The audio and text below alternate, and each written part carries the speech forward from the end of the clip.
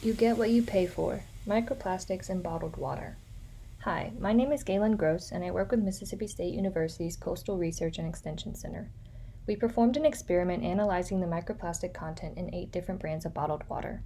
We purchased 10 bottles of each brand on the same day from the same location, the neighborhood Walmart on Pops Ferry Road, across the street from our office. In this experiment, we wanted to look at the correlation between bottled water prices and bottled water microplastic concentration. Here's how we did it. We set up a Stage 1 Zenny vacuum pump with a hose attachment, a beaker, and a filter holder. The filters we used have a pore size of 0.45 micrometers. Microplastics are usually less than or equal to 5 millimeters in size, so these filters can strain out essentially all plastic constituents. The filtered out plastics can be easily seen with a low magnification microscope. When looking under the scope, we classified the plastics into 5 categories: microbeads, which are smooth and round; films, which are flexible like candy wrappers and grocery bags; fibers, string-like and often used in production of clothing; fragments, which are flat and geometrically shaped; and other, which are plastics that didn't match one of the other 4 categories.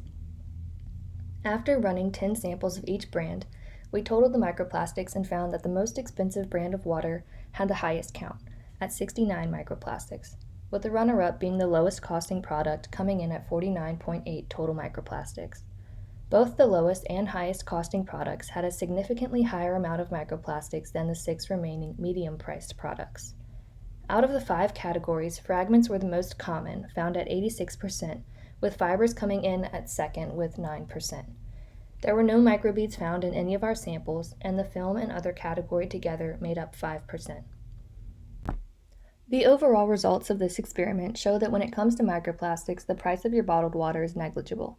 Though advertisements suggest the more expensive water options to be of higher quality, the data doesn't indicate that more expensive brands are less susceptible to microplastic intrusion.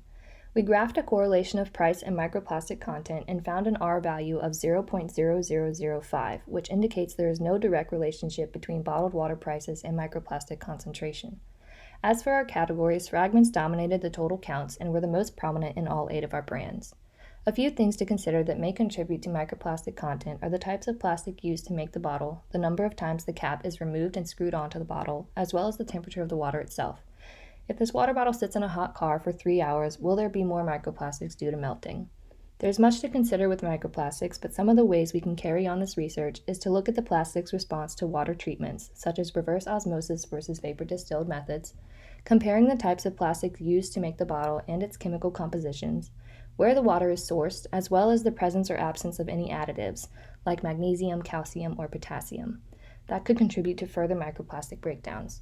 That's all I have for you today. I hope you keep drinking water and keep learning about science. Thanks for listening.